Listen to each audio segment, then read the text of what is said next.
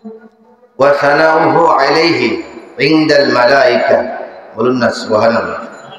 যে আল্লাহ পাক রব্বুল আলামিন তার প্রিয় হাবিব সাল্লাল্লাহু আলাইহি সাল্লামের সানা বর্ণনা করেন, প্রশংসা বর্ণনা করেন, গুণ কীর্তন বর্ণনা করেন, আমার নবীজি শান বর্ণনা করেন ফেরেশতাদের সামনে, বলুন না সুবহানাল্লাহ। আমার নবীজি ইউসাল্লুনা, এটা দুটা কালের অর্থ দেয়, বর্তমান এবং প্রেজেন্ট টেন্স এবং ফিউচার টেন্স, দুইটা কালের অর্থ প্রদান করে। যে আল্লাহ পাক হামেশা আমার নবীর প্রশংসা করেন ফেরেশতাদের সামনে।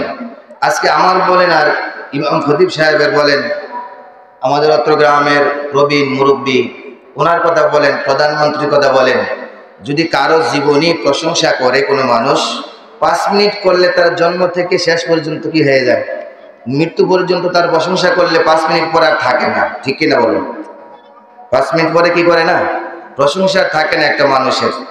কিন্তু আমার প্রিয় নবী রাহমাতুল লিল আলামিনকে আল্লাহ পাক রহমত করেছেন, আল্লাহ পাক নবীকে বাশির করেছেন, আল্লাহ পাক নবীকে নাজির করেছেন, আল্লাহ পাক নবীজির নাম মুহাম্মদ সাল্লাল্লাহু আলাইহি সাল্লাম রেখেছেন, বলুন না সুবহানাল্লাহ।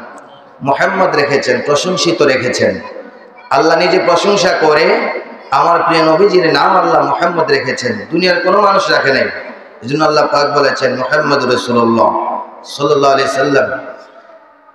সেই নবীর উপরে আল্লাহ স্বয়ং নির্দেশ করেছেন, আল্লাহ নামাজের হুকুম করেছেন, আকিমুস সালাহ, তোমরা নামাজ আদায় করো, নামাজ কায়েম করো। আল্লাহ নিজে নামাজ পড়ে না। আল্লাহ পাক বলেছেন ওয়াতুজ যাকাত, তোমরা যাকাত উপযুক্ত হলে যাকাত আদায় করো। আল্লাহ নিজে যাকাত আদায় করে না। আল্লাহ পাক রব্বুল আলামিন হজের কথা বলেছেন, বান্দা উপযুক্ত হলে হজ করবে, কিন্তু আল্লাহ নিজে হজ করে না। আল্লাহ পাক দাড়ি, নবীজি দাড়ির কথা বলেছেন, আল্লাহ পাক নবীজির সুন্নাতের অনুসরণের কথা বলেছেন। আল্লাহ নিজে দাড়ি রাখে না, বিবাহ শাদী আল্লাহ নিজে করে না, এগুলো থেকে আল্লাহ পাক পবিত্র বান্দার জন্য। কিন্তু আল্লাহ পাক স্বয়ং স্রষ্টা হয় আমার আপনার প্রিয় নবী রাহমাতুল লিল আলামিন মুহাম্মদুর রাসূলুল্লাহ সাল্লাল্লাহু আলাইহি সাল্লামের উপরে দুরূদ শরীফ পড়ে, বলুন সুবহানাল্লাহ। ফেরেশতাদের সামনে আল্লাহ আমার নবীজির প্রশংসা করেন, আমরা সেই নবীর উম্মত। এজন্য আসুন মুহাব্বত করে একটা দুরূদ শরীফ আমি তালিম দিই। এই দুরূদ শরীফটি তাফসীর ইবনে কাসিরের মধ্যে আছে। এই দুরূদ শরীফটি ফাজাইলে আমল, আপনারা জানেন না ফাজাইলে আমল? ফাজাইলে আমল যে লিখেছে জাকারিয়া সাহারানপুরি। এই ফাজাইলে আমলের মধ্যে আরেকটি কিতাব আছে, উর্দু যে কিতাবটা, মূল কিতাবের মধ্যে আরেকটা অংশ আছে ফাজাইলে দুরূদ। ওই দুরূদের মধ্যে আছে আমার প্রিয় নবী বলেছেন, এই দুরূদ শরীফটা এইভাবে যারা পড়বে ওয়াজাবাত লাহু শাফাআতি, আমি তাদেরকে সুপারিশ করা আমার জন্য ওয়াজিব হয়ে যাবে, বলুন সুবহানাল্লাহ। এই দুরূদ শরীফটা হলো, আমার সাথে একটু পড়েন। নবী রাহমাতুল লিল আলামিন বলেছেন, ওয়াদা করেছেন তাকে সুপারিশ করা আমার জন্য ওয়াজিব, এটার ভুল নাই, এটা কি হবে না, নিঃসন্দেহে কবুল হয়ে যাবে। এজন্য সবাই একটু দুরূদ শরীফটা পড়েন। আল্লাহুম্মা, সকলে বলুন আল্লাহুম্মা সাল্লি আলা মুহাম্মদ ওয়ানজিলহুল মাকআদাল মুকাররাব ইনদাকা ইয়াউমাল কিয়ামা। নবীজি বলেন এই দুরূদ যারা পড়বে ওয়াজাবাত লাহু শাফাআতি, আমি নবীজি সুপারিশ করা আমার জন্য অত্যাবশ্যক হয়ে যাবে, বলুন না সুবহানাল্লাহ। আসুন সেই প্রিয় নবীর উপরে কয়েক মর্তবা দুরূদ শরীফ পড়ি। আল্লাহুম্মা সাল্লি আলা সাইয়্যিদিনা মাওলানা মুহাম্মদ ওয়া আলা আলি সাইয়্যিদিনা মাওলানা মুহাম্মদ। লা ইলাহা লাহু লা ইলাহা লাহু লা ইলাহা লাহু লা ইলাহা হাসবি রাব্বি জাল্লাল্লাহ মা ফি কলবি গায়রুল্লাহ।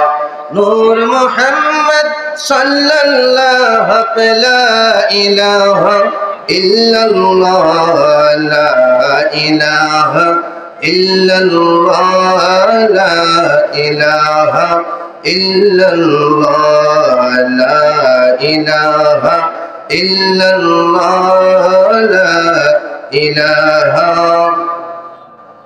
কোন মকামে है अल्लाह दोनों जहां में है अल्लाह जिसमें जामे है अल्लाह हक ला इलाहा इल्लल्लाह ला इलाहा इल्लल्लाह ला इलाहा ला इलाहा इल्लल्लाह मुहम्मदुर रसूलुल्लाह सल्लल्लाहु अलैहि वसल्लम।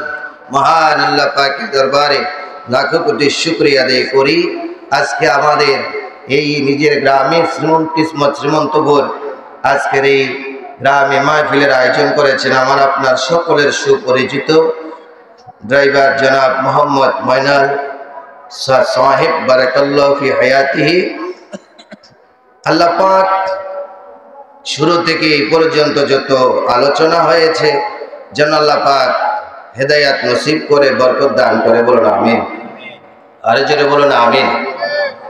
আল্লাহ পাক রব্বুল আলামিন কোরআনুল কারীমে বলেন, ওয়া আরসালনাকা ইল্লা রাহমাতাল লিল আলামিন। বলুন, ওয়া আরসালনাকা ইল্লা রাহমাতাল লিল আলামিন।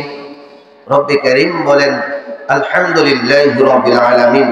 হে আমার নবী, আমি আল্লাহ পাকের রুবুবিয়ত, আমি আল্লাহ পাক রব, যত আলমের জন্য রব হয়ে আছি ঠিক তত আলমের জন্য আপনাকে আমি রহমত করে সৃষ্টি করেছি, রহমত করে আপনাকে প্রেরণ করেছি। জোরে বলুন সুবহানাল্লাহ। এজন্য আল্লাহ বলেন, আরসালনা, আমি আল্লাহ পাক আপনাকে পাঠিয়েছি, আমি আপনাকে আল্লাহ পাক প্রেরণ করেছি, আমি আপনাকে প্রেরণ করেছি। রব্বে কারীম, আমার নবীকে কিভাবে প্রেরণ করেছো? আল্লাহ বলে, রহমত করে প্রেরণ করেছি। আমার নবীকে দু জাহানের জন্য নয়, আমি আল্লাহর যত সৃষ্টির জন্য রব, তত সৃষ্টির জন্য আপনাকে রহমত করে সৃষ্টি করেছি, রহমত করে পাঠিয়েছি। জোরে বলুন সুবহানাল্লাহ। এজন্য আল্লাহ বলেছেন, আমি ইরসাল করেছি, আমার নবীকে আমি পাঠিয়েছি, আমার নবীকে আমি নবুয়তি দিয়েছি, আমার নবীকে আমি রিসালাত দিয়েছি। এজন্য গাছ যখন ইহুদিরা বলতেন, হে নবী, আপনি যদি সত্যিকারে রসুল হন, সত্যিকারে নবী হন, তাহলে গাছকে বলেন আপনার ডাকে সাড়া দিতে। আমার প্রিয় নবী বলতেন, আমি বলতে হবে না, গাছকে তুমি গিয়ে বলো রাহমাতুল লিল আলামিন মুহাম্মদুর রাসূলুল্লাহ তোমাকে ডাক দিয়েছে আমার প্রিয় নবীর ডাকে সাড়া দেওয়ার জন্য, দেখবে তুমি বললে চলে আসবে। যখন ইহুদিরা বলে মুহাম্মদ সাল্লাল্লাহু আলাইহি সাল্লাম তোমাকে ডাক দিয়েছে, সাথে সাথে গাছ উঠে আমার নবীজির ডাকে সাড়া দিয়ে আমার নবীজির সামনে এসে জবান খুলে যায়, আশহাদু আল্লা ইলাহা ইল্লাল্লাহু ওয়া আশহাদু আন্না মুহাম্মাদান আবদুহু ওয়া রাসূলুহু। জোরে বলুন সুবহানাল্লাহ। আল্লাহর নবী রাহমাতুল লিল আলামিন মুহাম্মদ রাসূলুল্লাহ সাল্লাল্লাহু আলাইহি সাল্লাম, তিনি নবী। আল্লাহ পাক আমার নবীকে নবী করে সৃষ্টি করেছেন। মা আমিনার ঘরে আমার নবী এসেছেন, আমার নবী 40 বছরের নবুয়ত লাভ করেছেন। এটা না আমার নবী সৃষ্টির আগেই নবী। আল্লাহর প্রিয় নবী বলেন, মিশকাতুল মাসাবি শরীফের মধ্যে রয়েছে ফাযাইলে মুরসালিন, এই অধ্যায়ের মধ্যে রয়েছে আমার নবী বলেছেন, কুনতু নাবিয়্যান ওয়া আদামু বাইনার রূহি ওয়াল জাসাদি। দালাইলুন নবুওয়াত কিতাবের মধ্যে রয়েছে, আদম নবী যখন সৃষ্টি হয় নাই, আদম নবীর এখনো অস্তিত্ব হয় নাই, আদম নবীকে আল্লাহ পাক মাটি দিয়ে সৃষ্টি করেছেন। মাটির জায়গায় ছিল, পানির জায়গার মধ্যে ছিল। আমার নবী বলেন, কুনতু নাবিয়্যা, আমি তখনও নবী ছিলাম। এজন্য মাঝের সিগা কুনতু নাবিয়্যা, আমি তখনও নবী ছিলাম। ওয়া আদামু বাইনার রূহি ওয়াল জাসাদে, আদম যখন মাটির জায়গায় রুহের জায়গায় ছিল, দেহ এখনো হয় নাই, আলাদা আলাদা ছিল, তখনও আমি আল্লাহর দরবারে নবী হিসেবে ছিলাম। সুরে বলুন সুবহানাল্লাহ। বন্ধুরা আমার গভীর মনোযোগ, আমার প্রিয় নবী শুধু এই দুনিয়ার জন্যই নবী নয়। আমি প্রশ্ন করতে চাই, আমার নবীকে যদি নবী না মানা হয় ইমান থাকবে? সবাই বলেন ঈমান থাকবে? মুহাম্মদুর রাসূলুল্লাহ যদি না মানা হয় ঈমান থাকবে?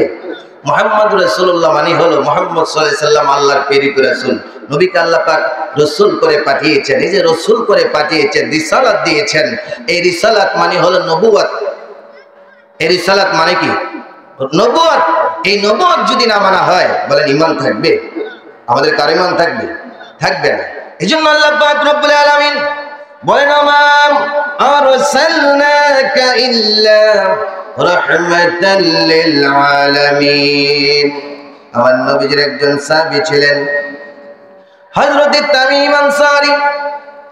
ওনার স্ত্রী খেলার চলে বলেছিল, এই জন্য ইমানদারের মধ্যে অযথা যে কোনো কথা অভিশাপ দেওয়া ঠিক না। যারা পরেজগার, নবীকে ভালোবাসে, আল্লাহকে ভালোবাসে, নামাজ পড়ে, তাদের মধ্যে কাউকে অভিশাপ দেওয়া ঠিক না। এই জন্য অনেক সময় তাদের অভিশাপ লেগে যায়। স্ত্রী খেলার চলে বলেছিল, তোমরা কে কোথায় আছো? আমার স্বামী তামিম আনসারীকে দেওজাতিরা যে উঠিয়ে নিয়ে যাচ্ছে। ঠিকই যখন তিনি বললেন, তিনি তো একজন ইমানদার নেককার মহিলা ছিলেন, ওনার দোয়া আল্লাহ পাক কবুল করেছেন। দেও জাতিদের মধ্য থেকে একজন দানব দেও ওনাকে সে কাঁধে করে নিয়ে আটলান্টিক মহাসাগর সহ পাড়ি দিয়ে নিচের জগতে নিয়ে গেলেন, জিন পরীদের রাজ্যের মধ্যে। জোরে বলুন সুবহানাল্লাহ। এই পৃথিবীটা, এটা তো একটা গ্রহ। যারা সায়েন্স পড়েছেন আপনারা জানেন, যারা বিজ্ঞান পড়েছেন আপনারা জানেন, এই পৃথিবীটা কিন্তু একটা আলম নয়, একটা জগৎ নয়, এটা একটা গ্রহ। এরকম হাজার হাজার গ্রহ যার পেটে বাস করে তাকেই বলা হয় আলমে দুনিয়া।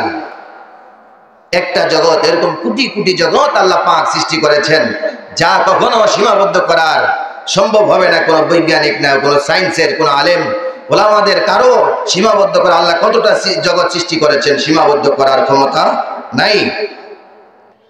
যখন চতুর্থ মাটির নিচে চতুর্থ জগতে যখন নিয়ে গেলেন, দেখলেন ওইখানে পরীরা, পরীদের রাজ্যে, জিন জাতিদের রাজ্যে নিয়ে গেলেন। ওইখানে জিন এবং পরীদের মধ্যে যুদ্ধ হয়। ওইখানেও ইসলাম রয়েছে, সুবহানাল্লাহ বলেন। ওইখানেও কোরআনের চর্চা রয়েছে। ওইখানেও আমার নবীজির রিসালাতের স্লোগান রয়েছে। তিনি 12 বছর এক টানা এক এক করে মাটির নিচে 12 বছর ছিলেন। চতুর্থ স্তরে, মাটির চতুর্থ স্তরে 12 বছর ছিলেন। কত বছর? সবাই বলেন কত বছর? 12 বছর ছিলেন। 12 বছরের মধ্যে তিনি হযরতে সুলাইমান আলাইহিস সালামের সাথে সাক্ষাৎ হয়েছে। জোরে বলুন না সুবহানাল্লাহ। 12 বছরের মধ্যে সুলাইমান আলাইহিস সালামের সাথে সাক্ষাৎ হয়েছে। তিনি মোষ কাটতে পারে নাই, কারণ আমাদের দেশে তো কাটার যন্ত্র আছে, ওইখানে কাটার যন্ত্র ছিল না। মোষ কাটতে পারে নাই। হাতের নখগুলো অনেক বড় হয়ে গেছে, চুলগুলো অনেক বড় হয়ে গেছে। যখন নাকি হযরতে তামিম আনসারী, তিনি অনেক লম্বা একটি কিতাবে আছে হায়াতে তামিম আনসারী, সুবহানাল্লাহ বলেন। তিনি মাজার আছে ভারতবর্ষে। তিনি বলেছিলেন, আমার মৃতদেহ সাগরের মধ্যে ভাসিয়ে দিবে। সাগরের মধ্যে ভাসিয়ে দিলে সেই ভারতবর্ষের সাগরের মধ্যে তিনি যে জায়গার মধ্যে ছিল অনেক বছর, ওই জায়গার পরে আপনার সরকার ওই জায়গার মধ্যে তিনি কি সমাহিত করেছেন। জোরে বলুন সুবহানাল্লাহ। এভাবে জিনদের পরীদের মধ্যে যখন তিনি সাক্ষাৎ হয়, তিনি গাছের মধ্যে ছিলেন। জিন এবং পরীদের মধ্যে যুদ্ধ লাগার পরে জিনেরা যখন জয়ী হয়, পরীরা যখন জয়ী হয়, পরীদের বাদশাহ নজরে পড়ে যে একজন মানব জাতি সে গাছের মধ্যে উঠে আছে। তখন গিয়ে বলল, হে, আপনি কি, আপনার পরিচয় কি, আপনি কোথায় থেকে এসেছেন? সে জিনের পরী বা পরীদের রানী যখন বললেন, তখন তামিম আনসারী রাদিয়াল্লাহু তাআলা আনহু তিনি বলেন, আমি আমার বাড়ি মদিনা থেকে আমি এসেছি। তখন জিনদের পরী রানী বললেন, মদিনা থেকে এসেছেন আপনি, মদিনা আপনার বাড়ি, আপনি কি রাহমাতুল লিল আলামিনকে দেখেছেন? জোরে বলেন না সুবহানাল্লাহ। আপনি কি আমাদের প্রিয় নবীকে দেখেছেন? তিনি বলল, হ্যাঁ, আমার নবীকে হায়াতে তয়্যিবা দেখেছি। তখন বললেন, আমার নবীকে এখনো হায়াতে তয়্যিবা আছেন? তখন বললেন, না, আমার নবীজি রাহমাতুল লিল আলামিন পর্দা করেছেন, ইন্তেকাল করেছেন। নবীজি জাহিরি ভাবে রওজা মুবারকে শুয়ে আছেন। তখন সেই পরীদের রাজ্যের রানী বললেন, আপনি, আপনার কত ভাগ্যবান। তখন তিনি বললেন, আপনাকে একটা শর্তে মদিনায় পৌঁছিয়ে দেব। শর্তটা কি? আমার 4 জন সন্তান আছে, তাদেরকে আপনি কোরআনুল কারীম শিক্ষা দিবেন। সুবহানাল্লাহ বলেন। আমার 4 জন সন্তান, তাদেরকে কোরআনুল কারীম শিক্ষা দিবেন। তখন সেই রানীকে, পরীদের রানী, তিনিকে যখন আপনার উঠালেন তাদের সেই সাওয়ারের মধ্যে, এত দ্রুতগামী ছিল তামিম আনসারী বলে অল্প সময়ে হাজার হাজার মাইল দূরত্ব অতিক্রম করে রানীদের সেই পরীদের রাজ্যে আমি চলে আসলাম। সেখানে আসার পরে সেই রানী, পরীদের রানী আমাকে সিংহাসনের মধ্যে বসাইলেন। সিংহাসনের মধ্যে বসাইয়া বলেন, আপনি যে চক্ষু দিয়ে আমার নবীকে দেখেছেন, আপনি সেই চক্ষুর মধ্যে আপনাকে চুমা দেব। জোরে বলুন সুবহানাল্লাহ। রহমতুল আলামিনকে দেখেছেন, সে শর্ত পূরণ করলো। আর শর্ত পূরণ করার পরে আপনার 4 জন সন্তানকে কোরআন শিক্ষা দিলেন। সুবহানাল্লাহ বলেন। 4 জন সন্তানকে কি দিলেন? কোরআন। এই জন্য চাঁদের দেশে যারা প্রথম গিয়েছিল 4 জন, নীল আর্মস্ট্রং, তিনি মুসলমান হয়েছিলেন। যারা আপনারা স্কুলে পড়েছেন জানেন, তিনি মুসলমান হয়ে গিয়েছিলেন। কারণ তিনি মুসলমান হওয়ার আগে যখন আপনার চাঁদের দেশে যখন আপনার কোনো রকেট প্রেরণ করে, তখন সব ধর্মের এক একটা পতাকা নেয়, নিয়ম। কিন্তু ওই সময় দেখা গেছে মুসলমানদের ইসলামের একটা পতাকা নিতে হিমশিম খাচ্ছেন, নিচ্ছে না। পাদ্রীরা যেন কি কি আলোচনা করতেছে, তোমরা ঊর্ধ্বগামী যত হবে, যদি কোনো নিদর্শন দেখো তাহলে এটা তোমরা আমাদের কাছে এসে বলবে না। তখন নীল আর্মস্ট্রং তিনির মধ্যে সন্দেহ আসলো যে আসল ব্যাপারটাকে আমাকে জানতে হবে। তখন তিনি খেয়াল করলেন, ততক্ষণ পর্যন্ত রকেট স্টার্ট হয় নাই, তো যতক্ষণ না পর্যন্ত ইসলামের সেই পতাকা, ইমানি পতাকা, লা ইলাহা ইল্লাল্লাহ মুহাম্মাদুর রাসূলুল্লাহ সাল্লাল্লাহু আলাইহি সাল্লাম, এই নামের পতাকা যতক্ষণ পর্যন্ত আপনার রকেটের মধ্যে নেয়নি, ততক্ষণ পর্যন্ত রকেট স্টার্ট হয়নি। জোরে বলেন সুবহানাল্লাহ। তখন তিনি মনে আরো ইসলামের প্রতি আদর, মহব্বত, ভালোবাসা বৃদ্ধি পেল। তিনি বললেন, আমি যত ঊর্ধ্ব জগতে যাচ্ছিলাম, উপরে যাচ্ছিলাম, এক এক গ্রহ অতিক্রম করতেছি, দেখতে পাচ্ছি সেই উপরে যতই যাচ্ছি দেখা যায় কালেমায়ে তাইয়্যিবার আপনার ধ্বনি শোনা যায়, লা ইলাহা ইল্লাল্লাহু মুহাম্মাদুর রাসূলুল্লাহ, লা ইলাহা ইল্লাল্লাহ, লা ইলাহা। তিনি যখন চাঁদের দেশ থেকে ফিরে আসছিলেন, দুবাইতে তিনি এসেছিলেন বেড়াতে, তখন তিনিকে প্রশ্ন করেছিল, আপনি মুসলমান হলেন কিভাবে? তখন তিনি কথাগুলো বর্ণনা করেছিলেন, সেই সাংবাদিকদের কাছে বলেছিলেন, আমি এভাবে ইসলাম গ্রহণ করেছি, আমি উপরে যত গিয়েছি তত ইসলামের নিদর্শন দেখেছি, আল্লাহর সেই গুণকীর্তন দেখেছি, মুহাম্মদুর রাসূলুল্লাহর গুণকীর্তন দেখেছি। তামিম আনসারী বলেন, আমাকে পরীদের রাজ্যের পরী রানী আমাকে ওয়াদা মোতাবেক তার 4 সন্তানকে আমি কোরআন শিক্ষা দিলাম। সুবহানাল্লাহ বলেন। আমাকে নিয়ে আসলো মদিনায় পৌঁছিয়ে দিবেন।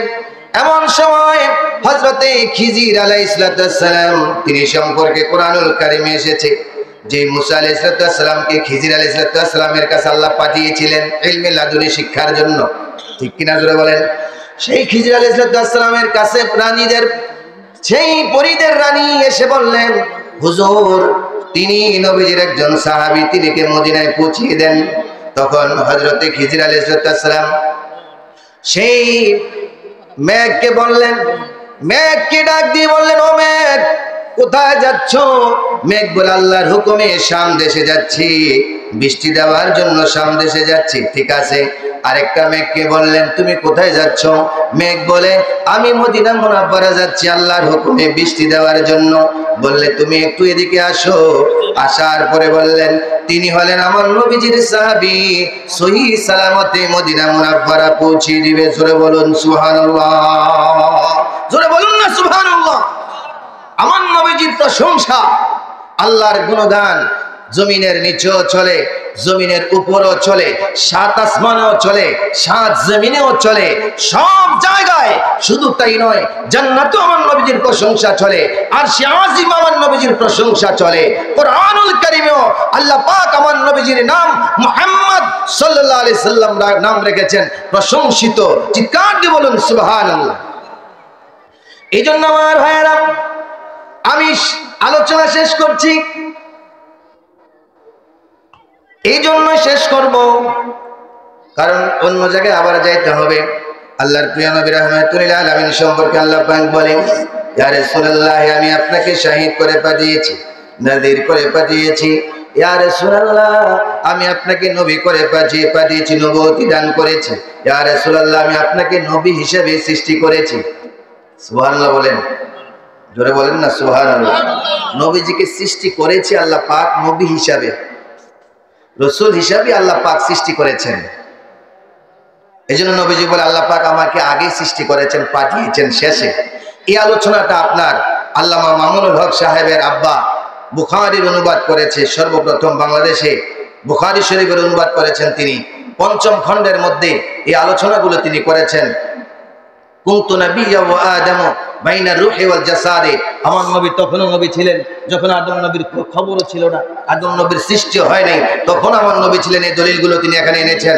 এবং আমার নবী যে সৃষ্টির প্রথম আল্লাহ পাক আমার নবীকে সৃষ্টি করেছেন, সেই দলিলগুলো এখানে এনেছেন। আর অনেক সুন্দর আলোচনা করেছেন পঞ্চম খণ্ডে 38-40 পৃষ্ঠার মতো প্রথম থেকে শুরু করে পঞ্চম খণ্ডের মধ্যে অনেক সুন্দর আলোচনা তিনি করেছেন।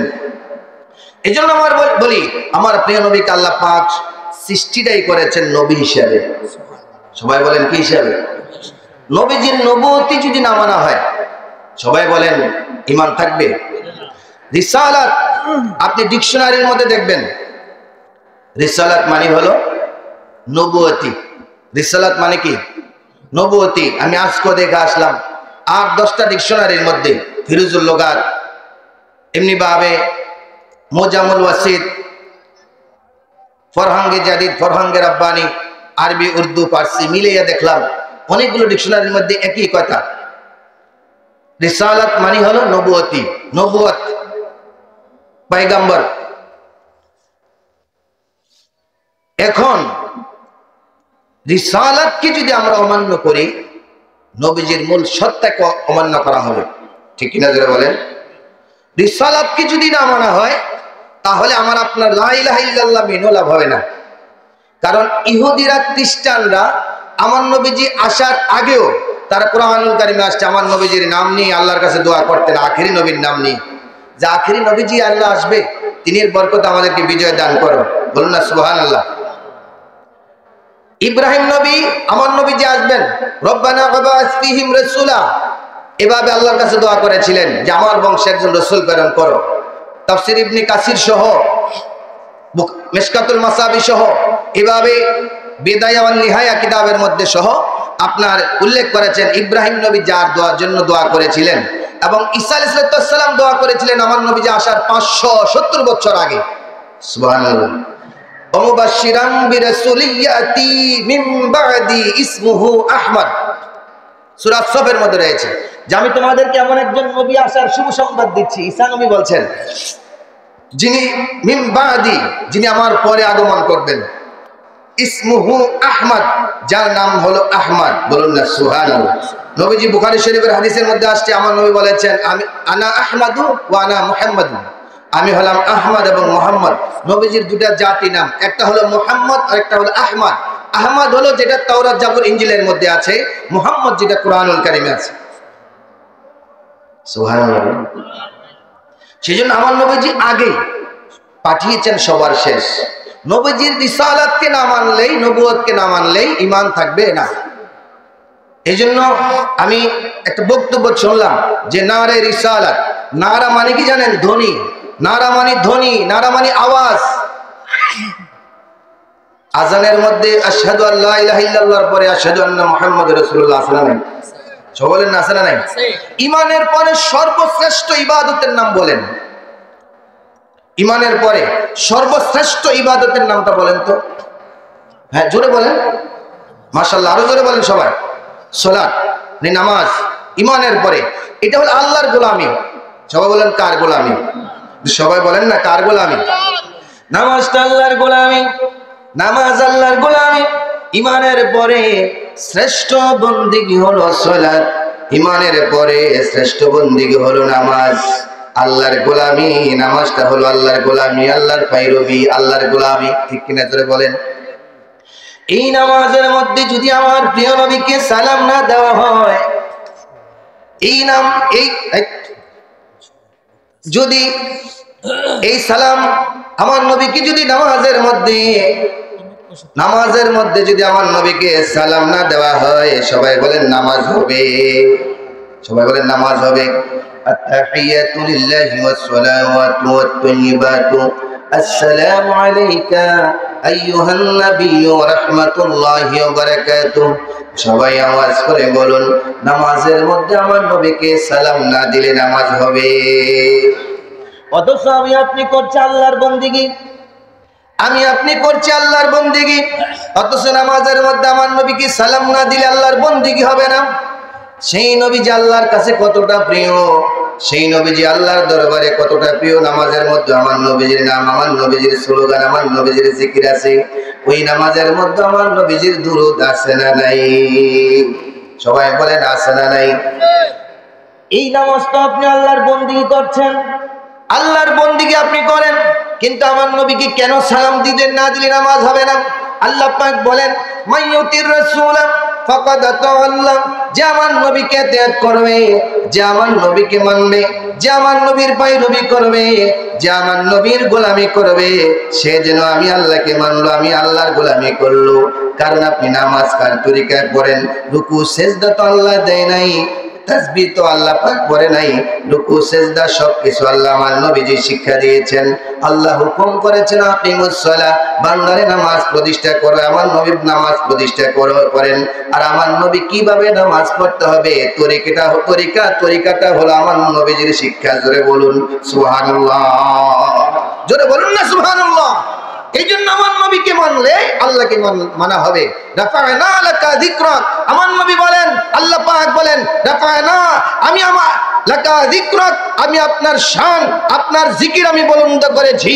এই জন্য নামাজের মধ্যে আপনার সালাম রেখেছি, নামাজের মধ্যে আপনার দুরূদ রেখেছি, আজানের মধ্যে আমি আল্লাহর নামের পরে আপনার নাম সংযোজন করেছি, জুমার খুতবার মধ্যে আমার প্রশংসা এবং আপনার দুরূদ সালাম আমি রেখেছি। জোরে বলুন সুবহানাল্লাহ। এইজন্য সেই নবীজির রিসালাত অমান্য করলে ঈমান থাকবে না। এইজন্য আমি আপনাদেরকে বিনয়ের সাথে বলবো, নারে তাকবীর, আল্লাহু আকবার, দ্বীন ইসলাম জিন্দাবাদ। ইসলামটা কি বলেন? ইসলামটা কি? নামাজ, রোজা, হজ, যাকাত, টুপি, দাড়ি, বিবাহ, শাদী, হালাল হারাম যা কিছু আছে নবীজি শিক্ষা দিয়েছেন, এটাই তো ইসলাম, ঠিক কিনা বলেন? ইসলামটা কার অনুসরণ? ইসলামটা হলো নবীজির অনুসরণ। এই জন্য বলে আসলামা ইসলাম ইসলামান ফাহুয়া মুসলিমুন, ইসলাম যারা গ্রহণ করে তারাই হলো মুসলিম। ইসলাম যারা অনুসরণ করে, ইসলামের যারা অনুসরণ করে, গ্রহণ করে, তারাই হলো মুসলিম।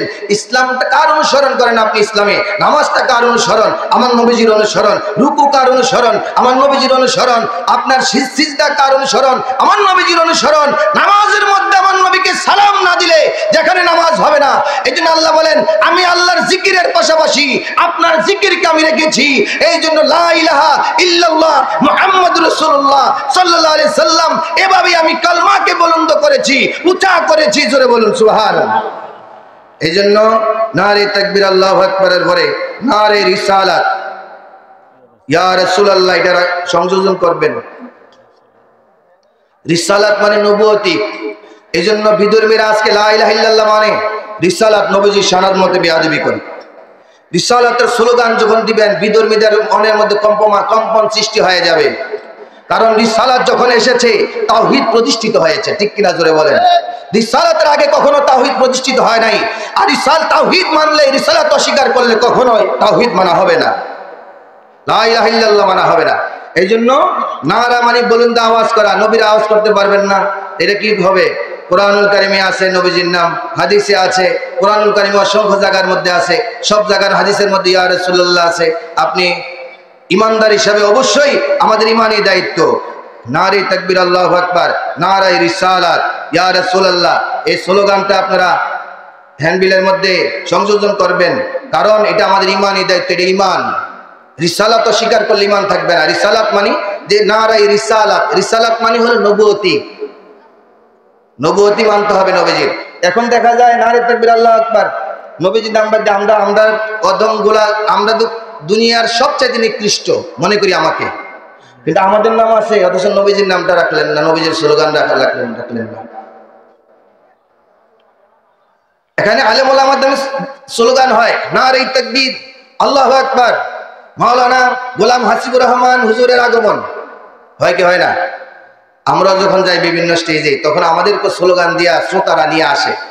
যেখানে বান্দার আমাদের মতো অধমদের স্লোগান হয়, সেখানে আমার নবীজির স্লোগান হবে না কেন?